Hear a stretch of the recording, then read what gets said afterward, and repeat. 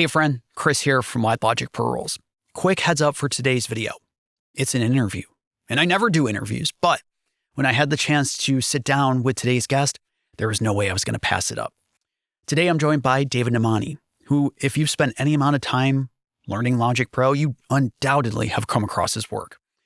David is the founder of LogicProHelp.com, which is the largest online community for Logic Pro users. He's also the author of the official Logic Pro Training Series books, which have sold over 150,000 copies over multiple editions. David has been recording, producing, mixing, and teaching for over 30 years and has worked with artists like Toby Gad, Johan of Linkin Park, James Valentine, Maroon 5, and many others. And David has a brand new ebook all about shortcuts using the trackpad and mouse in Logic Pro, which we'll dig into later in the interview. All right, let's dig into it. David, thanks so much for taking the time to hang out with me. I'm really excited to chat with you today. Hey, Chris. Good to see you, and thanks for having me. Of course. Yeah. I feel like for a lot of folks, this is going to be like two worlds colliding because, we have two separate places and ways that we help Logic Pro users. And at least for me, it's like two worlds colliding. Yeah, I see what you mean, but I think it's great that there's different influences, different personas sharing their knowledge of Logic Pro, and I think it's great that we're doing this. Yeah, me too. And I know I've already told you this story several times now, but I wanted to share for the audience, those who are watching the interview, when I first got started in Logic Pro, which was version 8, I got a Mac, I got Logic Pro, and the very next thing I purchased was your book. And I remember my mind being blown specifically as I was working through the book about how to loop regions in Logic Pro, by pressing L or dragging the region boundary. And that just to me, like it just demonstrated to me that Logic Pro is intuitive and inviting for the user. And now to this day, I've purchased the last several versions of your book and gone through them as a way to keep myself sharp on Logic Pro and ground me in the fundamentals. So this is a full circle moment for me. That's awesome. And it's interesting that you mentioned the looping thing. It's so fundamental and so basic. Probably one of the first things most users learn when they get started with Logic Pro. Or sometimes it's one of those annoying things. It comes as a question on the forum, why are my recordings automatically looped? That's one that we get often. But I think I like talking about that because I think one of the fundamentals of music production is about balancing repetition with introducing changes, introducing things that are new every so often, so to avoid boredom, obviously, of the listener. And that looping regions is the very basics. You can start with looping and then later you can convert them to individual regions so that you can introduce those changes. So it's funny that you mentioned that as something that you thought was important to you at the beginning. Oh, definitely. When I had tried different DAWs out prior to Logic, and I was so confused by them. And just that one function, being able to loop a drum loop for, forever or 3.5 minutes, so I could just start laying down music, it was very liberating, is the point. That's fun. So I feel like any Logic Pro user out there has to have a passing awareness of your body of work from most likely LogicProHelp.com, the forum that you founded and maintain, to your books that you've written, to perhaps the live trainings that you conduct. And the point being is that I feel like a lot of folks know about your body of work, but maybe they don't know who David is.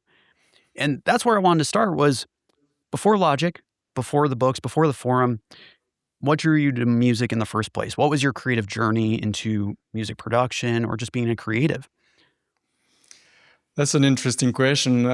If I go far enough, I can remember my dad playing guitar, watching my dad play guitar in the evenings and my mom was singing with him. And that struck me as something magical, like hearing the music come out of that instrument and their voices. And I thought, I have to do that. I have to be able to learn to play the guitar. And in fact, I picked up shortly afterwards, I picked up a classical guitar and I started learning classical music.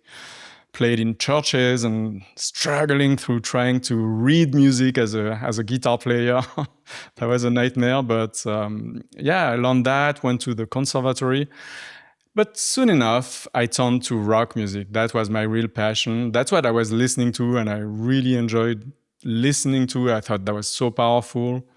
I saw some rock shows and was always super impressed by the guitar player, especially electric guitar. So started playing in bands, and I wanted to produce, I wanted to record, and you try to record yourself, it doesn't sound good.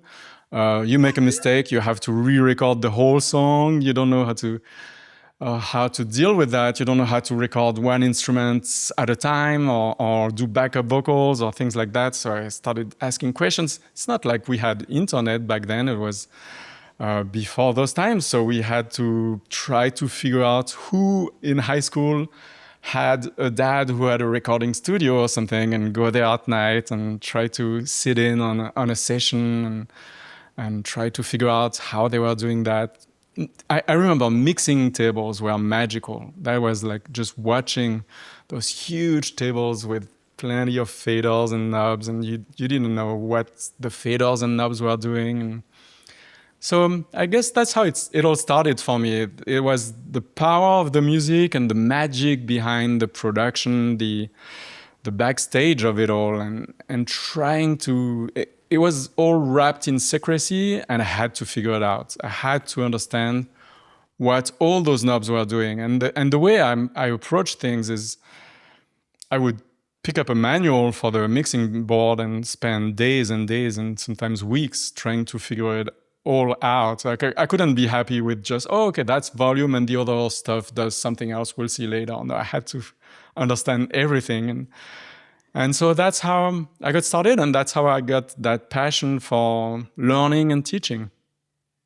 That's incredible. And I feel like it mirrors my own journey, because I started in punk rock bands, and as we put out our own records and such, it was so captivating to me the first time I went to a recording studio, which was like a local studio like an hour away. And I remember just being in awe sitting there, just like, wow, I could do this all day. But my next thought was, I can't afford any of this. Yeah. I couldn't afford a space and the equipment necessary. And then when I was introduced to Logic Pro, my mind exploded in that moment, because I was like, oh my God, I could do it all from my laptop if I wanted, which led me to your books and to the website and such. Yeah, it's funny you mentioned having to like how expensive recording studios were. Like I don't remember exactly the prices, but I remember it represented so much money for just one day, and there were like 24 track recording studios. Or I remember later I worked in a recording studio. Yeah, there was a 24 track digital recording studio. Um, and you had to make do with what you had. Even though it was expensive, it wasn't much. You didn't have as many effects that you have today. And nowadays with Logic Pro, you have as many tracks as you want, as many effects per track as you want, individual effects for each track. When back then, if you had one TC electronic reverb, you had to patch it to one track, re-record that to another track on the tape, and then patch it on another track. And so yeah, it's changed a lot, and for the better. I think it's so much easier to do it nowadays, and you can do it from home, so much more comfortable. Yeah, absolutely. Absolutely. And from speaking to you before, you came into Logic Pro in 1998 for practical reasons. But you clearly stuck with Logic beyond those reasons. And I'm curious, would you be willing to share your journey to Logic Pro and what's kept you with it since? Sure. Basically, when I started in analog recording studios. That's how I got started. And then I saw the beginnings of digital. I remember we had like the Akai DD 1500, I think it was what the first digital audio recorder. It was like a 3-unit rack mounted device with a tiny little LCD screen where you had to do all your edits. it was really tough doing everything on a tiny LCD screen. And then I moved to Pro Tools. I started using Pro Tools when I was doing classical music recordings, and we had to do editing and classical. It's funny how classical recordings didn't go at all the way I was expecting them to be. I mean, I was expecting classical orchestras to go into a room and having rehearsed for months and months, and then start playing the whole piece in one go and maybe do it twice, and then we would cut and edit. But not at all. They play, it's the worst. They play 2 bars or 3 bars and then they stop. And the director says, okay, the oboe was a little sharp on that second note. Let's pick up from beat 3 of bar 2. And then they do another 2.5 bars. And they keep going like this, little pieces at a time. So you have hundreds and hundreds of edit points where you have to match the tempo and the pitch and make sure nothing has moved too much and find the right crossfades. So all of that was Pro Tools for me. Okay. And then, yeah, later on when it was time for me to get my own system in my home, I couldn't afford Pro Tools. You needed at least 10 grand to get the basic Pro Tools system. That was before the DG001, which was the first Pro Tools audio interface, which was less expensive.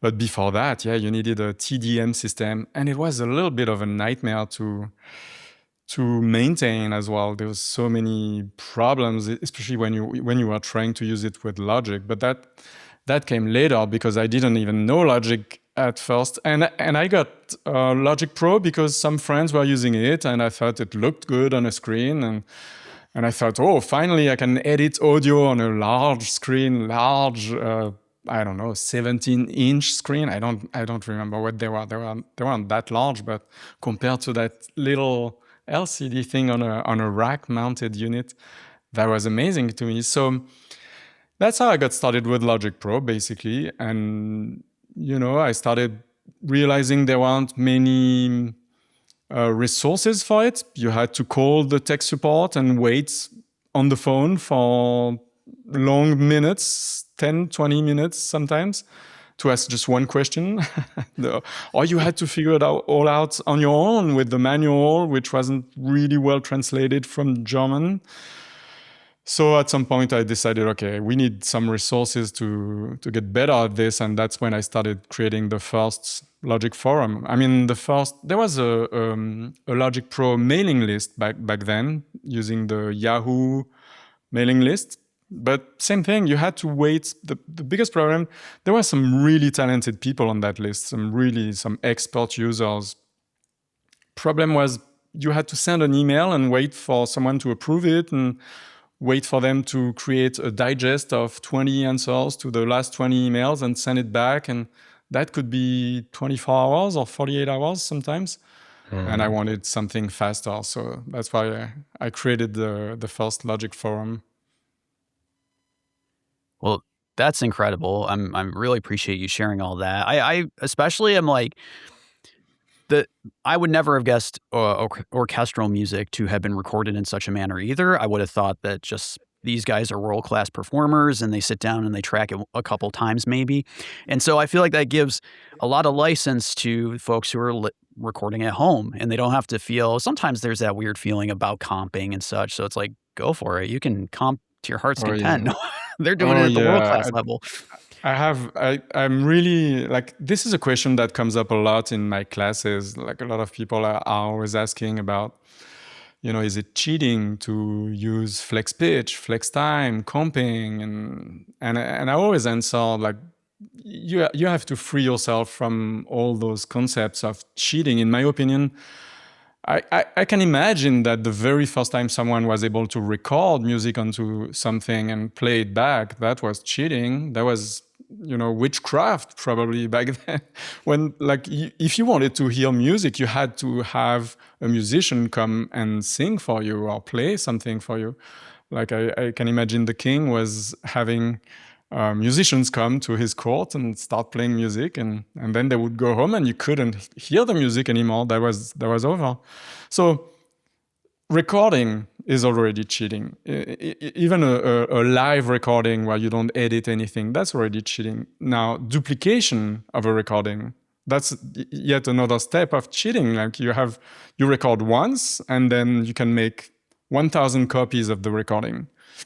That was like already another step. And then, multi-track, and I'm skipping a lot of milestones during the production history, but multi-track was obviously cheating and recording one instrument after the other. So we're just, if you think of it not as something that's just occurring now, but it's just one other step in a long series of steps to give us tools for music production, I think it's probably cheating, but we've been cheating the whole time. It's part of the deal. I think it's fine. Right, I think right. what matters the most is the result. It's do whatever you want with the tools and tell me a story, make me emotional, move me. It doesn't matter how you reach that goal, I think. Absolutely. The goal is the output when you take the time to put it to tape, so to speak, Yeah. and you want it to represent the vision that you have. And the tools are, again, just tools in the Yeah. journey to accomplishing that. So you went from early days of an email list to building 100,000 plus community with Logic Pro help. You've written the official book several times, I have to imagine at this point, for Logic Pro. You still do in-person trainings. And I mean, honestly, that's a remarkable body of work that you've put together around one piece of software. And I'm curious, in that journey, are there any specific moments or messages you've received or anything that stuck with you through that time? Yeah, I mean, the thing is, the funny thing is, I started because I needed it. I needed help. And that's how it all started. And I thought there's got to be a better way to help each other than, waiting 20 minutes on the phone or waiting 24 hours for an email to be approved. And so that's why I created the platform. And then I realized that everybody was enjoying it so much. And that's like, the funny thing is when you start something like this, the people have a way to tell you what they need, and so you figure it all out because they tell you. You realize, oh, they need this, they need that. For example, people started asking me, "It's great, you can answer those questions on the forum, but could you come to my studio and could you help me out, set up the gear and install the software?" And at first, I didn't really know what to do, but I thought, okay, why not? And that's how I started doing consulting. And I've done consulting in some of the largest studios in Los Angeles and some other cities. But I also did consulting in tiny little home studios and helping people get started and installing their Logic Pro copy for the first time. So yeah, that's this whole thing of having the people telling you what they need and trying to help them is what keeps the whole process going, from figuring out what they need and what you can offer to them. The books, same thing. I've gotten a lot of very positive feedback.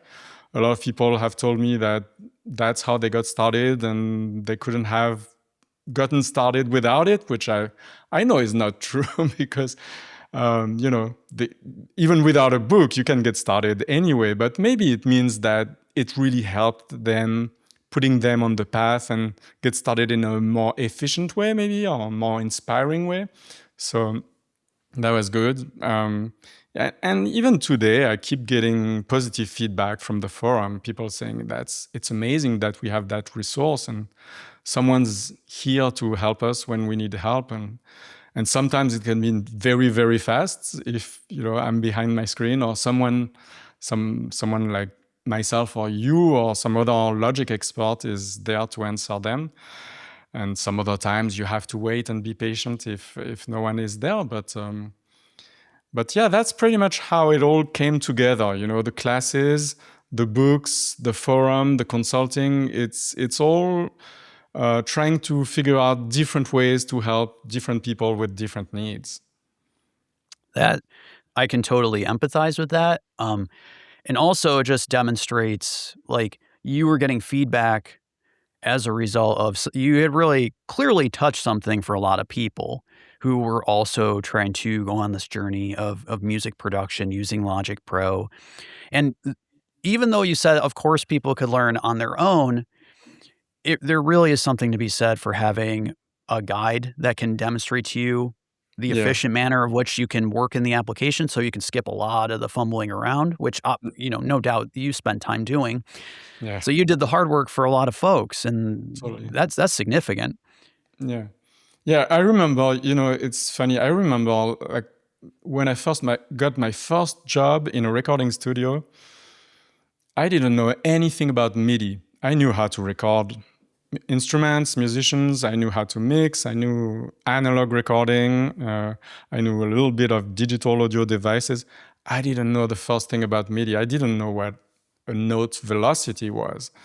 And Mm. one night, a musician, showed up with a MIDI keyboard with a synthesizer, and something was off. I don't know. There was some setting was wrong or something. Something didn't work. And another engineer came and he looked at the keyboard and he started turning the buttons and with the little screen, on the keyboard. And he went into the settings and changed who knows what setting, and within a few minutes made it work, and we could go on the session. And during the break, I went to him and I told him, "Hey, so you knew that keyboard? You've worked with that keyboard before, right?" He said, "No, I've never seen that keyboard before in my life." But how did you know where to go to find the setting?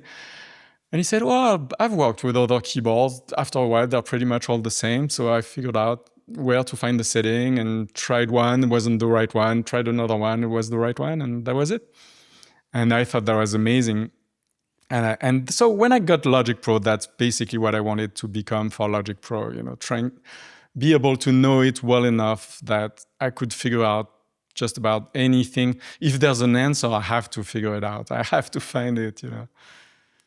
Right, absolutely. That to me, I feel like is so much of engineering and production. It's just you if you do it long enough, or I guess practice enough, you get in the habit of just like you got to figure it out. Yeah. You figure it out as you go because you're not getting anything done otherwise.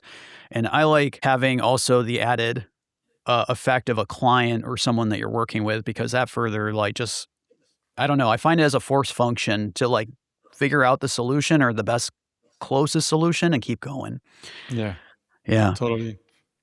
So, I mean, I just want to keep diving down into Logic Pro Help because you've watched tens of thousands of people try and succeed at learning Logic Pro, and I'm curious what are some of like the most common mistakes that you see, not technically, but in how they approach learning it, or maybe it's technical details, or maybe it's a philosophical thing, but anything that you might share. Yeah, there's a lot to share on that topic. I mean, the first thing that comes to mind is because we've talked about the past, and maybe to segue from the past to Logic Pro, is I've kept telling you about the older devices with their tiny little LCD screen and how painful that was. When I got Logic Pro, the first thing I did was make my window full screen and be able to zoom in very close to see a great level of detail, or maybe to see all the tracks, whatever you need to see. And I think when I go, that's the great part about doing consulting. So consulting, you go to people's places, you go to their studio, and you see how they work in their environment. Which, when you are writing a book, for example, you don't really know how other people work. So it's great to see how other people work. And a lot of people, I was so surprised to see so many people having a large screen and a small logic window in the middle, so they could drag and drop stuff maybe. But I kept telling them, why don't you make your window full screen, and then you can use screen sets maybe. And you could have a screen set where the main window takes only half the screen when you want to drag and drop some audio files onto your tracks. And then when you're done, you go back to screen set 1 where it's full screen and you can see everything in wide and big. And so that's step number 1. And also one step further would be learning the basics of navigation and zooming. A lot of people, I see so many people struggle with that. When you see professionals at the very top level, like for example in Los Angeles, there's a lot of people who do music by the minute, like music for cartoons or music for TV shows or things like that. They do 10 hours a day. They just produce music, but they have to write, I don't know, 6 minutes every day or something. It has to be done. There's no choice. There's no, I don't know what to write. I don't have any inspiration. You just have to move on and you just have to produce. They're so fast. That's the first thing they do. They're really, really fast at navigating, zooming if they need to zoom, optimizing their choice of tools to be efficient and to get things done. And it's got two main goals, I think, being efficient. Super obvious is speed, right? You're just faster. You can accomplish the same things faster. But goal number 2, which isn't that obvious, but super important as well, is that it makes you think less of the tool and you can focus more on your ideas. When you're very quick and you know exactly which tool to go for, you don't have to stop and look through the menus and which menu function should I use or what's the key command for this. I think those two things are things that are, for me, super important to share with people. And I share them in my book and I share them during my classes. But unfortunately, on something less structured like the forum, it's more difficult when someone asks a question, something very advanced, like I don't know, maybe some advanced mixing technique, and you realize they don't know, they could be faster in the way they zoom or the way they navigate.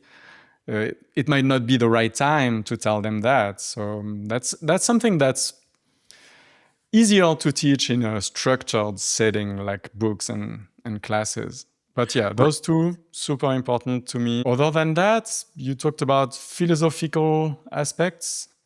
Yeah, I think there's a lot of that. We have tools. They can do a lot of things. We don't really know everything about them. And that's okay. You don't need to know everything about Logic Pro. Logic Pro can do so much. Maybe you're a rock musician and you don't need music notation. You don't need to know what the score editor does. Maybe you're an electronic musician and you don't really record much audio and you don't need to know everything about the auto punch functions and how to punch in and punch out on the fly when recording audio and things like that. That's perfectly okay. But maybe try to explore everything that has to do with what you're going to use in your field, in your field of work. I think that's important. So get to know the tool as best as you can, but then don't forget why you're using the tool. And that's something that I think everybody experiences as they learn the tools and they get better with them, is that you can get lost. Oh, funny story. When I first got Logic Pro, I decided I'm going to write 10 new songs. I'm going to make an album. I'm going to write 10 new songs. And I started sketching out songs and I had new ideas every night, and some of them belonged to the same songs. Some of them created new songs. And after a while, I realized something funny. All my songs were in C major or A minor and at 120 BPM. And that's when it struck me. You don't want to let the tool dictate what your music sounds like or what you're saying with your music. So all of that to say that I think you don't want to forget that it has to come from your original idea and use the tool to portray your idea and not the other way around. Don't let the tool guide you too much. It can be fun sometimes. Sometimes you can have happy accident, like the tool does something that you weren't expecting. And you use flex time and it wobbles your audio and it sounds good and you sample it and you use it for a song. Great, why not? But you really have to make sure, I think, for me, in my opinion, it has to come from a creative idea first, and then I'm going to reach for the tool and start using it to reach that goal. There's so much that you said in that really speaks to me, because now I've had the experience of helping people too over the last 8+ years, and I agree wholeheartedly. I'm personally on a crusade for everybody to know Option Control for the magnifying tool and key Yeah. commands, and it kind of becomes like a yeah, dad, because it sounds so lame learning key commands. It's like, the mouse seems so much faster initially, but when you get that muscle memory of the keyboard, the Mac keyboard, or if it's a MIDI controller, whatever, and you can stop thinking about navigating through the application and trying to remember where that thing was the last time you used it, life just gets so much easier. Yeah. And also, as you said, the not letting the tool dictate, and like myself, just speaking for myself, because I generate YouTube videos, there's like this implicit thing about like novelty in, creating content, right? Like I create videos that are surprising, unexpected, so people will want to watch them. But I feel like sometimes, and I'm criticizing the platform, I guess, a little bit, in that because I am looking for novelty, it may lead people down the road of like, I got to learn everything about this before I can start making my music. And that's definitely not the case. It's definitely a case of learn the things that you need to learn about, and the rest you don't even have to worry about, because there's so much in Logic Pro or whatever tool that you are using. Yeah. Um, Yeah, and we know, I mean, we all know artists that have recorded their demos with something very basic, and then they go to the studio and they can't recreate that vibe, and they can't recreate.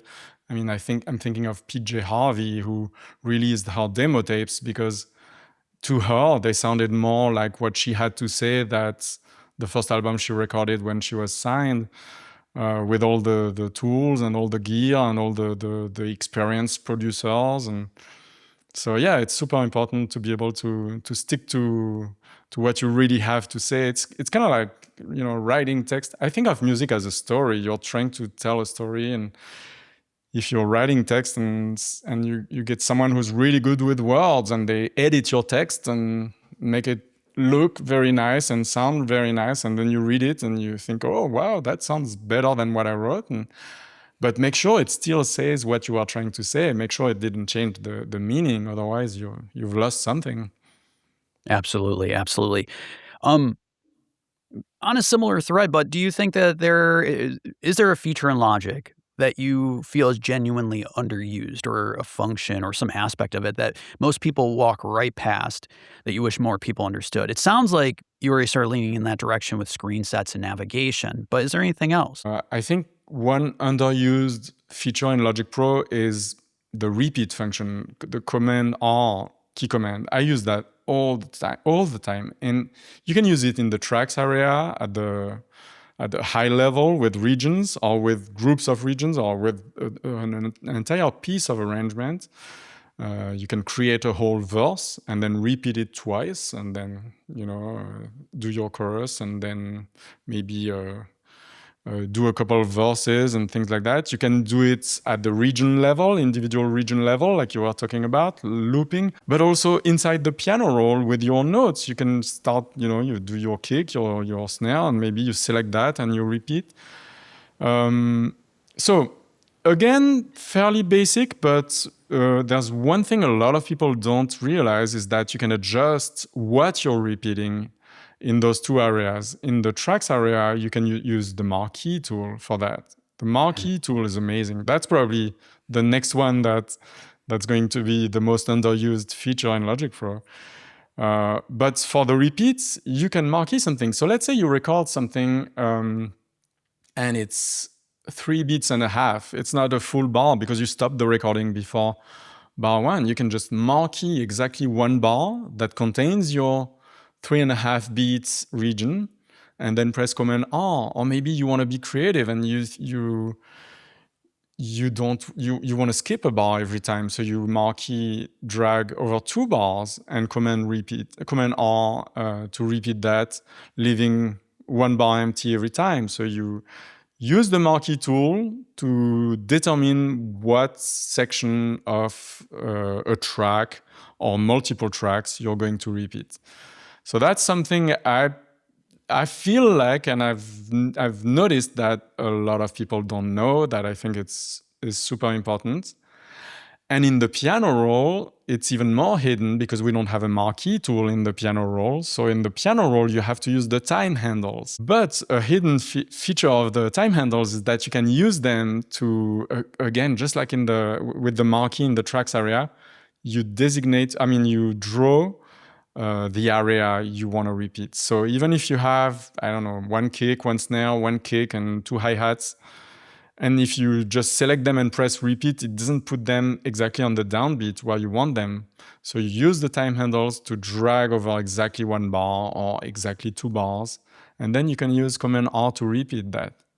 So that's, I would say, another feature that's unused in Logic Pro. And then, the marquee. The marquee tool can do so many things. It's worth exploring. I never switch tools anymore. I never go to the tool menu. I used to explain to people all the ways you could open the tool menu and use key commands to switch to that tool or the fade tool. And now, like we said earlier, using modifiers, control option for the zoom tool or control shift for the fade tool, and I can just use modifiers and my pointer tool to achieve anything I want in the tracks area and pretty much in the piano roll as well. So, marquee tool can do a lot of things alongside the modifiers. So something to explore. Yeah, I think the bigger theme here is that, and you even touched on it earlier, that it's like learning an instrument. You took Logic Pro away for a moment to demonstrate, to kind of think through like playing a guitar or playing the drums. In Logic Pro, it's a technical piece of software, but it's learning to manage it in the way that you would manage an instrument. Like it is an instrument in a way. And once you develop that intuition and muscle memory for it, it gets way faster and it gets out of your way. Yeah. And I'm curious, you've been with Logic Pro for so long at this point that I'm not sure if you explore other DAWs out there. I sure don't. Once I landed with Logic, I stopped paying attention to everything else. But is there anything about Logic that you think it's better than other DAWs out there? And is there anything about Logic that you think could be better, that you would love to see in it as compared to what else is out there? Okay, yeah. So it's not necessarily easy to answer that question because I don't use other DAWs that much anymore. I've used Pro Tools in the past, and then I switched to Logic. And then I switched back to Pro Tools I tried to switch back to Pro Tools when the DG01 came out because it was the inexpensive Pro Tools interface, and I thought I wanted to use Pro Tools. And that was hard because I got used to Logic for 1 year, and all of a sudden I didn't know how to use Pro Tools. Or at least I couldn't find certain stuff that was doing it in Logic Pro.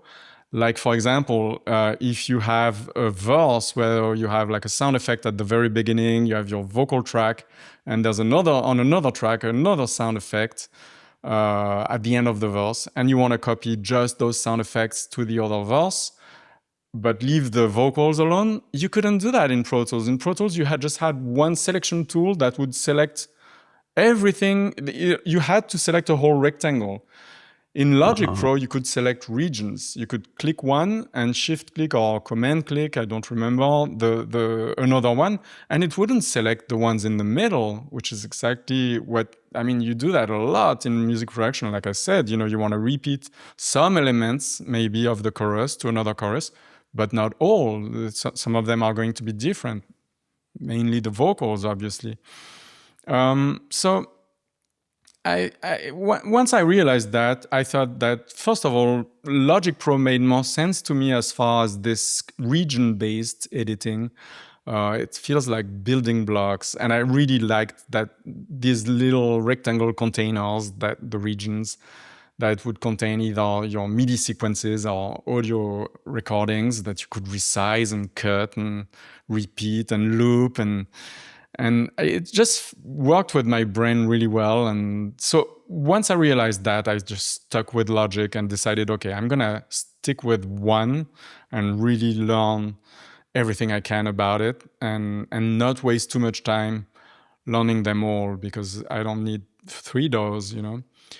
And Right. then I tried Ableton Live a little bit, because some of my clients were using it, and I had to, and it never spoke to me. It's just maybe, you know, if I had started with Ableton Live and stuck with it and learned everything about it the way I did with Logic Pro, I would say exactly the opposite today. I don't know. You know, it might not be the tool itself. It might be my story, my process.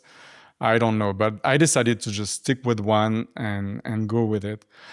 But I think Logic Pro is definitely a great composer's tool, and that's what I was doing. You know, composing, writing songs, and composing music. So for that, it was for me the number one tool.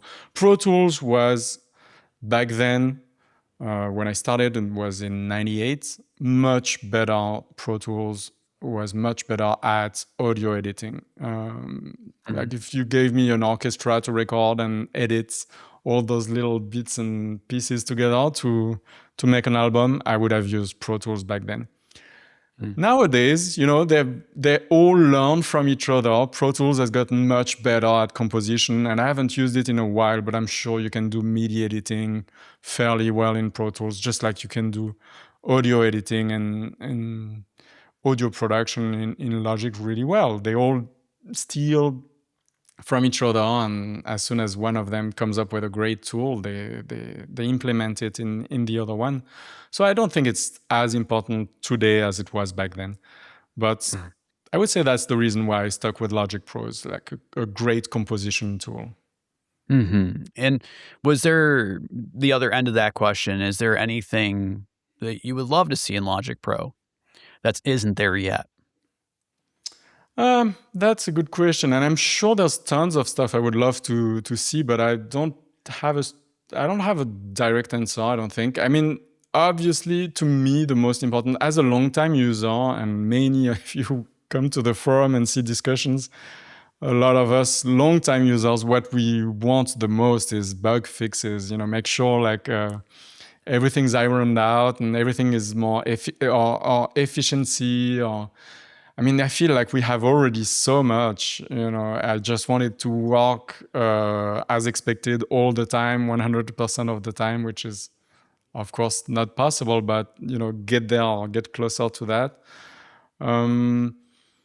Other than that, you know, maybe some tools to be more efficient, like the ability to program macros, like keyboard macros, when there's not a shortcut, or to save workflows. You know, if you repeat stuff, when you have a process that you use in music production and you're using it day in, day out, it would be nice if you could somehow record that process and just apply it at the push of a button. So some system like that would be great. Other than that, you know, there's one thing that I've seen in another DAW, which was Soundtrack Pro. It was another Apple audio production tool that was aimed at at the screen, at music or audio post-production for video and movies. And I don't know, have you ever seen it? Soundtrack Pro, have you ever used it? A long time ago. You have, but a long time Yeah. ago. I don't know if you remember them, but it had this audio editor that had layers, and you could record. Basically, every time you processed something in your audio, let's say, I don't know, let's say you have a recording and there's one word that's too loud. So you marquee select that word and you reduce the gain, and it would list that in a history of action, basically. Oh. And then you would EQ the whole thing and then apply reverb or apply delay only on that last word of the sentence and then add a little bit of distortion. And then you could go back in history and say, oh, when I applied the gain originally to that word that was too loud, I went too far. I need to raise that gain a little bit. And it would automatically reapply everything else. So it was destructive audio editing, but in a non-destructive way. I mean, it would remember everything it did and it would redo it. It was that was amazing. That's something I always wish was in Logic Pro, but it never made it. So that would be something that I would love to see. Yeah, I can, definitely vibe with the efficiency and like bug squashing and, everybody who's used Logic Pro for a long time. We've got what we want out of it. So new features almost seem, they're awesome, but sometimes it's like, man, but can you just like fix Aura 2.0? That would be the cool thing. Yeah.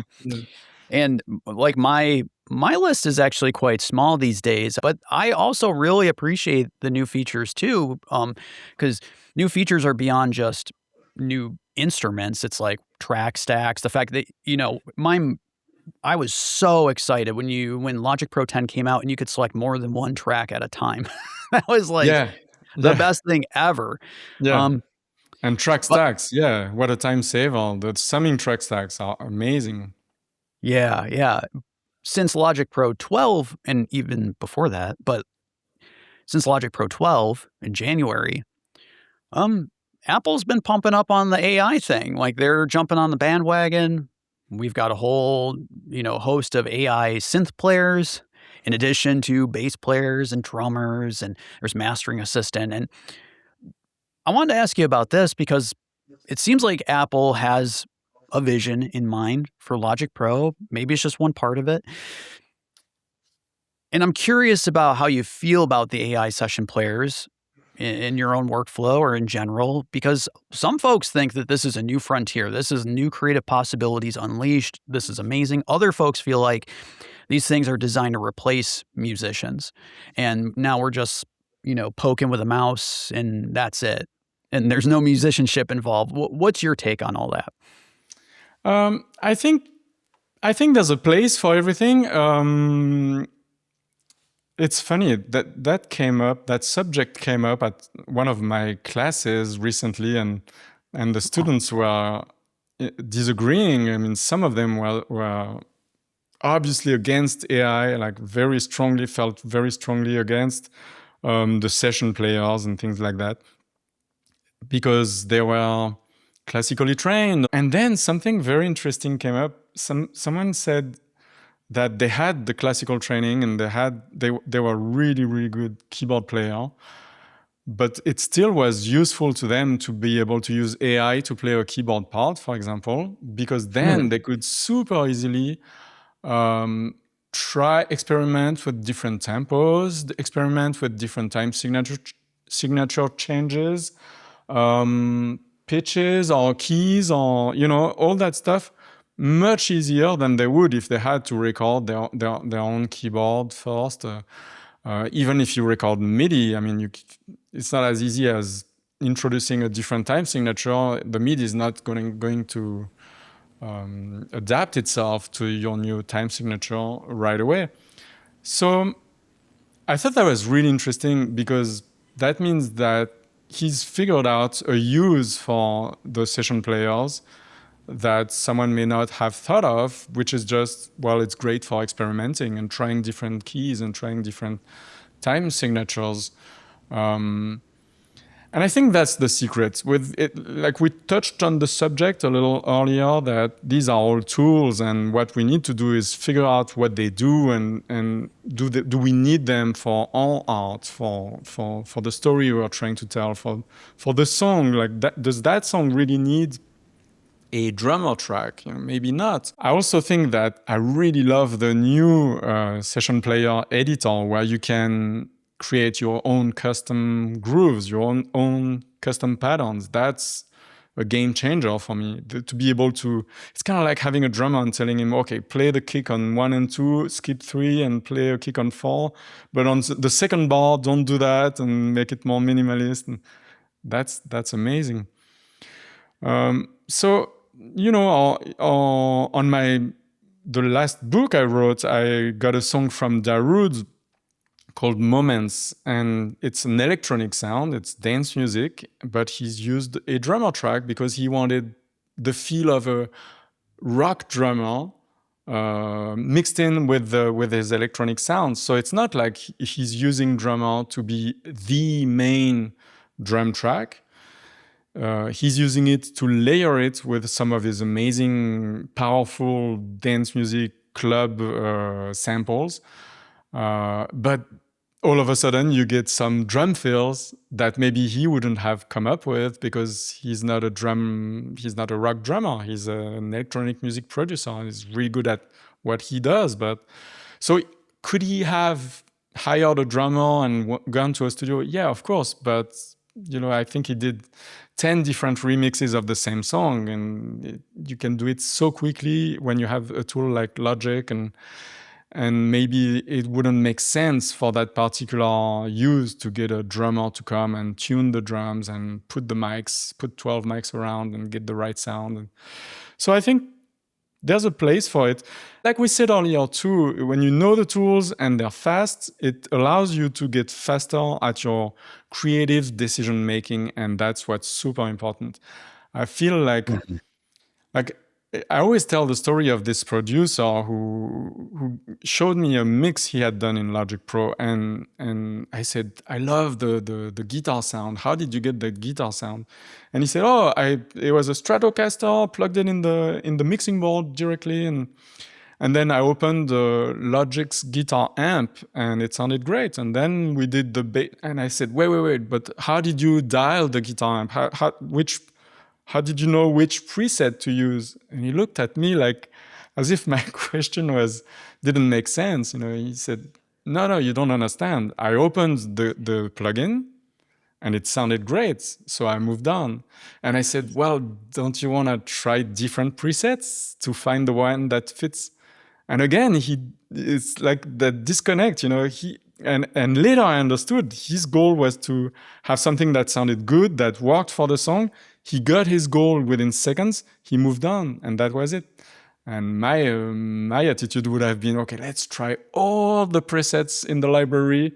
And once I find the one that's the closest to what I think will work, let's tweak it. Let's spend 30 minutes tweaking it. And so I think a lot has to be said about being fast because it keeps you in the creative flow. And where I would have been thinking about the guitar sound for an hour or something, he was thinking of the song. He was a more high-level view, and so he got a guitar sound, did the guitar part, moved on to the bass, moved on to the. I think the session players can be a tool to help you with that, and in that case, it's all good. I'm less enthusiastic about things like Suno, but again, I haven't used it. I'm probably not the right customer for that kind of tool. I'm afraid it's going to take jobs away from musicians. That's a real concern. That's not what we're seeing in Logic Pro, at least not now. Right. So yeah, we'll get there when it comes. But right now, I think the session players, great tools, very useful. Yeah, I did a video about the session players that kind of leaned in, honestly, on comments I had read on my channel and on Logic Pro Help when they were announced, and it was a black screen and it was just these comments popping up of people really upset about the session players in Logic. And I was trying to empathize. I wasn't trying to poke fun, but from my perspective, I think the session players, it's easy to say it's just a tool. I feel like some folks feel like that's just like a throwaway line, but it is just a tool. And the point of that video was to demonstrate that you don't have to use them, but it can be an interesting opportunity to mine new ideas that you wouldn't have come up with otherwise. The 808 bass player would do a slide, like using the pitch bend. Mm-hmm. And that was something that had never dawned on me. I'm sitting there writing 808 bass lines, and I never thought to play with the pitch bend at all. And I was like, wow, that's such a cool idea. I'm going to start using that in the songs that I'm making. Yeah, I think you're completely right. And while you were speaking, I was thinking of how everything you said has been true from the beginning of the music production process, history as well. It's always been like that. I mean, we've had tools and they've been used the right way, which sounded bad maybe, and sometimes the wrong way, which sounded good. And I mean, when the story goes that when Cher was in the studio and the engineers had the first version of Autotune, I think it was a Digitech box or something, and they were dialing, and they got, no, I think they got it out of the box and they put it on her vocals, and she entered the studio at that time, and it was 100% fully pitched autotune, the autotune effect we hear everywhere today. And she said, "What is that?" And they said, "Oh, it's this new effect, and we haven't dialed it yet." And she said, "Do not touch one thing. It goes on the album exactly like that." And it went on the album, and that's what got started this whole autotune revolution, for better or for worse. I mean, sometimes you get tired of it, but a lot of rap artists have decided to make it their sound, you know. And you can do good things with it. Yep, absolutely. And I was just thinking of something. When drum machines were invented in the early 80s, every drummer was fearing for their job, you know, because all of a sudden in the 80s, we didn't hire drummers anymore. We had drum machines, and all the music on the radio was only drum machines. And what happened was that after a while, music producers realized that they didn't really know rhythm, they didn't really know groove as well as a drummer did, because the drummer didn't just spend time learning the mechanics of drumming, but also the musicality of percussions. And so the producers started hiring drummers to come in the studio to program the drum machines, because they were more musical at it than the producers would be.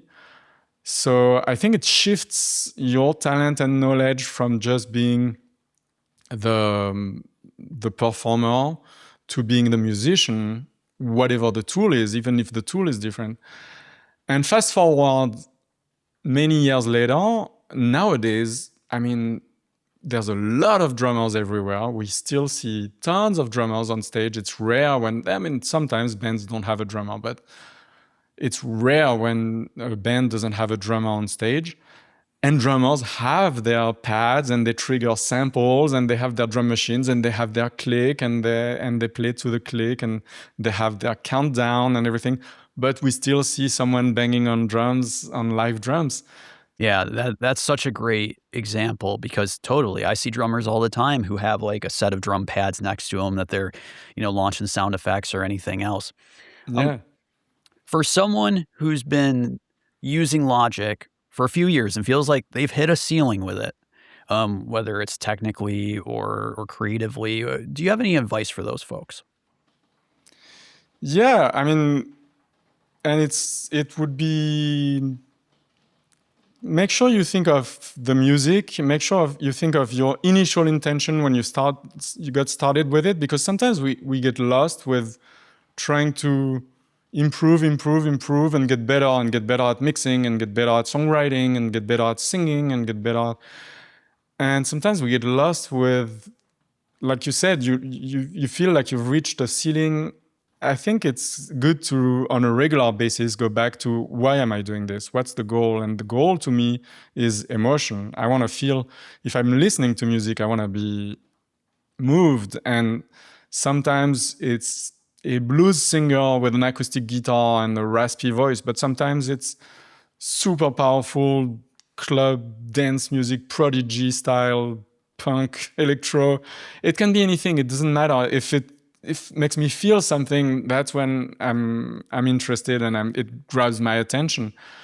So I would say, I think it's important to ask yourself, why you're doing this, what moves you, and keep listening to music. Maybe if you're bored with the genre you've always been in, start listening to other genres. And if you want to progress in music production, I think one of the best ways to progress is to copy something.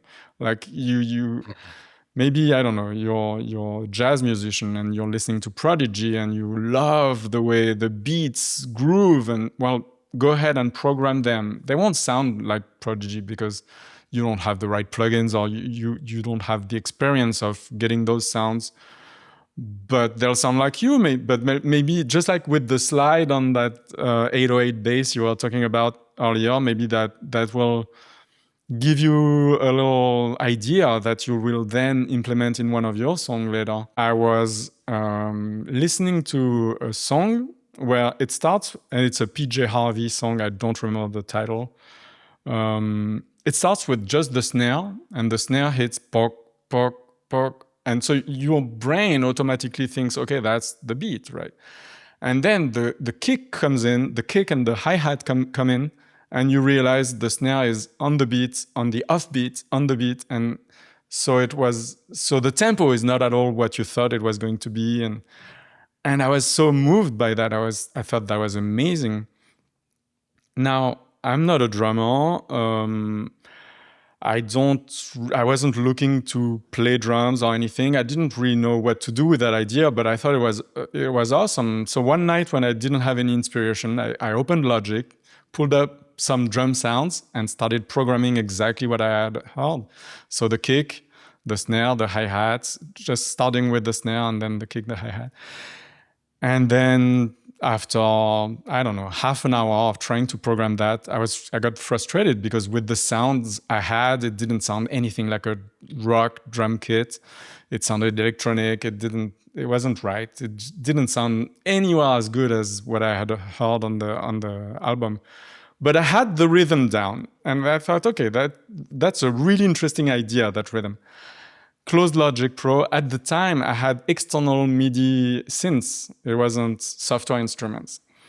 And the next day, when I pulled up the song and listened to it, it didn't recall the drum sound. So it was like a synth sound instead. So it started ta ta ta ta, and then the kick and the hi-hat come in, and it's like just different pitches of the same sound. And that don't make any musical sound. They don't play in the same scale. It's all chromatic. It's like a C1 and a C sharp one and a D1, and it was this. And I was like, what? That's amazing. And it was the start of a new song, and it's one of the songs I've composed, and nobody knows I started with drums and finally translated that to synths. And I think also that to get better at music production, to me, it's always been a back and forth between doing and listening, like giving and receiving. And yeah, that constant back and forth between. And I think all the time you spend frustrated behind your Logic Pro machine is actually very helpful time. It's actually not wasted time. It pays off the next time you listen to music, and that pays off the next time you go back to Logic Pro. Absolutely. I played in bands for years, and once I got behind a Mac with Logic Pro and started attempting to mix and attempting to record and produce and arrange, I learned so much more than me playing guitar in a band. Not to say you can't learn so much playing in a band, but I just became so much more aware of the functions of music and the functions of these tools. So David, you've been so generous with your time today, and I don't want to take too much more of your time. We're already a little beyond what we had originally agreed to, but you do have a brand new ebook. And yes, I was hoping that you could tell us a little bit about that. Yes, of course. So the ebook, the thing about that ebook is the hardest part about that ebook is talking about it. It's describing what it is. I didn't really know what to call it, so I used the word shortcut in the title. It's not just shortcuts. It's more basically, you know, spending so much time on the forum, you're trying to do something and someone tells you, oh, if you hold down Option and Shift and click that button, then you can do what you are trying to do instead of a 3-step operation with menus and everything. You're like, wow, that's not in the manual. That's no, like, how do you know that? I don't know. I've learned it from somewhere else. And so at some point, it started about 2 years ago, I think, I decided, okay, I have to catalog every single way in Logic Pro that you can change the behavior of mouse actions or trackpad actions. I actually use a trackpad myself, using modifiers, Control, Option, Command, Shift. Did I miss one? No, Control, Option, Command, Shift. Yeah, those are the ones. You got it. Yeah. And the funny thing is, I came up with 173, I think, at first. And then since the book's been published, I found 2 more. So now I have 175. But anyway, yeah, the idea is, working with automation or working with your regions or your tracks or your mixing channel strips. What happens when you command click a button or option click it, and I discovered myself a lot of new ones while writing the book, because I literally spent hours just trying everything, trying every single combinations while doing all sorts of stuff. And you'd be surprised. And so much of that stuff is super useful. Like, for example, you're adjusting the value of a segment of automation and you want to jump not in whole dBs, but in 0.1 dB increments.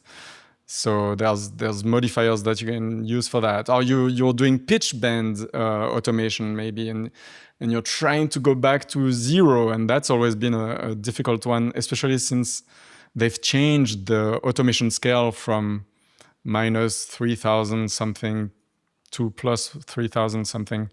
So it's no longer minus 64 to plus 64. And it's sometimes hard to get that 0 point. So there's a modifier for that. Or if you have an automation segment and you don't want it slanted, you want it to go like a square, to go flat, and all of a sudden go to another value. There's a key command for that. So it's that kind of ebook. It's organized in sections. There's a section about the piano roll. There's a section about working with regions.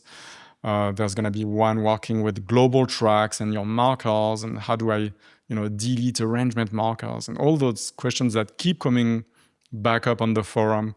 I thought it would be a good idea to have all those answers into one place. And so that's what I've done with the book. It's a collection of those modifiers and mouse action combinations, workflows. Awesome. Yeah. I've been poking around the ebook, and I mean, even for someone who is a colleague and who spends a lot of time poking around Logic Pro,